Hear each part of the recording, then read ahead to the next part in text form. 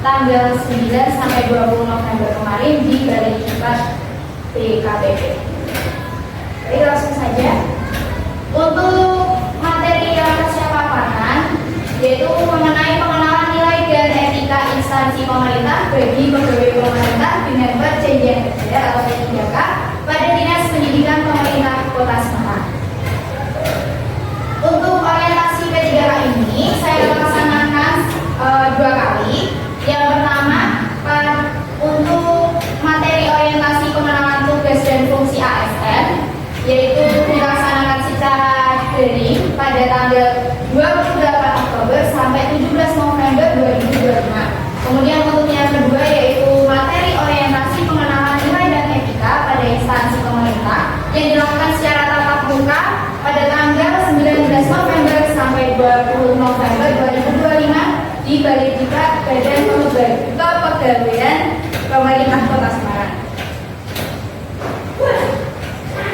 Adapun untuk latar belakangnya, latar belakang kegiatan orientasi P3K ini yaitu merupakan pengenalan dan penyediaan informasi mengenai aparatur sipil negara dan pembekalan kepada P3K. Untuk orientasi P3K ini bertujuan untuk meningkatkan pengetahuan, keterampilan, sikap, dan perilaku P3K sesuai dengan nilai-nilai dasar ASN, yaitu berakhlak. Berakhlak sendiri kepanjangannya adalah berorientasi pada pelayanan, akuntabel, kompeten, harmonis, loyal, adaptif, dan kolaboratif. Materi orientasi P3K ini yang kemarin saya lakukan waktu di Balai Diklat BKPP, ada beberapa materi yang dapat saya ambil. Yang pertama mengenai visi, misi, dan kebijakan pemerintah Kota Semarang. Yang kedua karakter ASN kelas dunia. Yang ketiga kecerdasan emosional. Yang keempat pendidikan anti korupsi.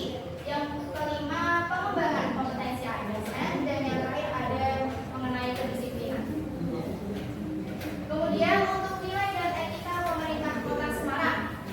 Di sini saya mengambil 3 poin. Yang pertama mengenai visi dan misi.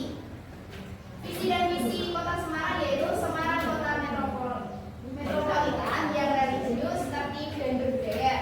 Kemudian nilai dan budaya kerja ASN, core value-nya yaitu ASN berakhlak. Tadi ada pelayanan pada orientasi, terus akuntabel, dan lain sebagainya itu. Kemudian untuk employer branding ASN-nya yaitu bangga melayani bangsa. Untuk manajemen kepegawaian dan penilaian kinerja, di sini saya mengambil 3 poin. Yang pertama ada manajemen kepegawaian P3K, penilaian kinerja P3K, dan yang terakhir ada disiplin P3K. Kemudian di sini saya menyusun beberapa rencana hasil kerja P3K atau RKK. Di sini saya mengambil beberapa poin. Yang pertama ada terlaksananya pembelajaran yang efektif sesuai dengan ketentuan. Kegiatannya berupa diskusi permasalahan pembelajaran peserta didik. Untuk nilai berakhlak yang dapat saya ambil yaitu yang pertama ada kompeten. Kesediaannya materi yang sesuai dengan pembelajaran. Jadi saya sebagai guru itu selalu memberikan materi yang sesuai dengan tujuan pembelajaran pada diri tersebut. Kemudian yang kedua ada berorientasi pada pelayanan. Di sini saya sebagai guru tidak membeda-bedakan peserta didik apapun latar belakangnya, baik itu agama, ras, suku bangsa, ataupun kemampuan peserta didik tersebut.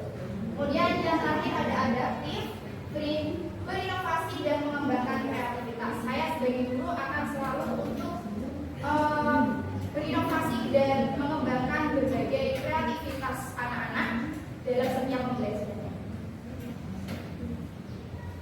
Kemudian yang selanjutnya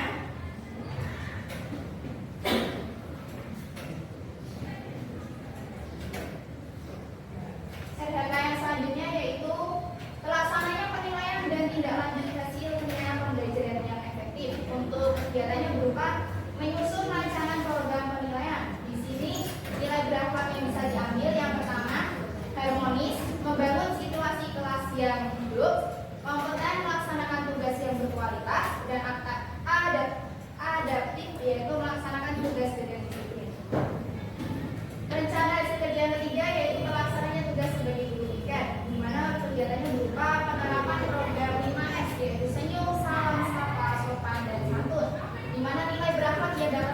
yang pertama harmonis, dapat membangun suasana ramah dan penuh sopan santun. Kemudian yang selanjutnya kompeten, melaksanakan tugas yang berkualitas terbaik. Dan yang terakhir adaptif, sigap menghadapi situasi yang berbeda setiap hari.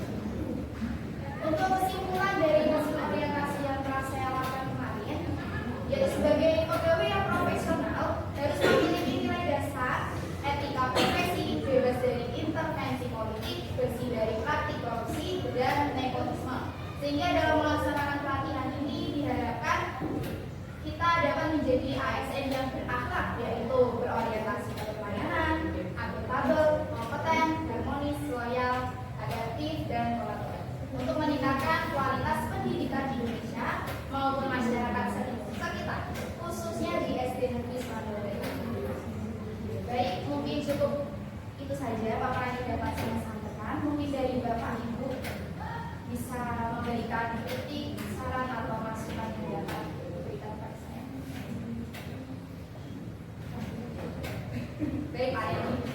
Terima kasih. Mau tanya, Mbak Krista, minta slide yang sebelumnya ini coba geser lagi yang tadi.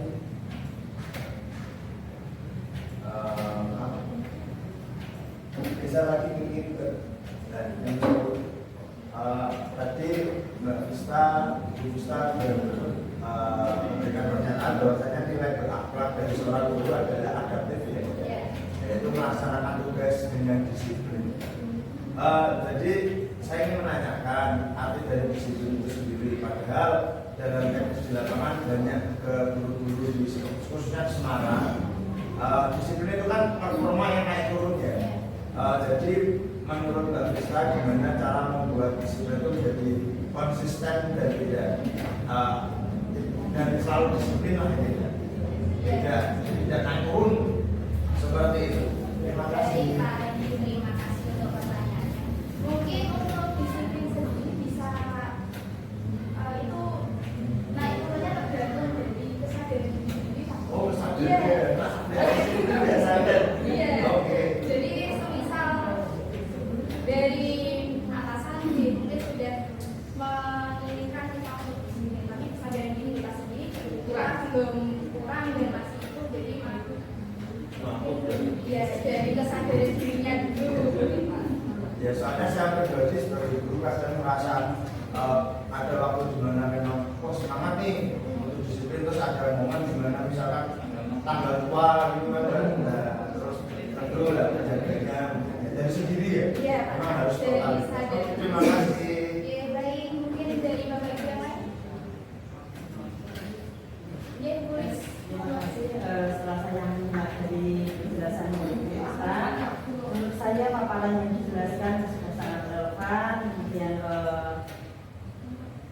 untuk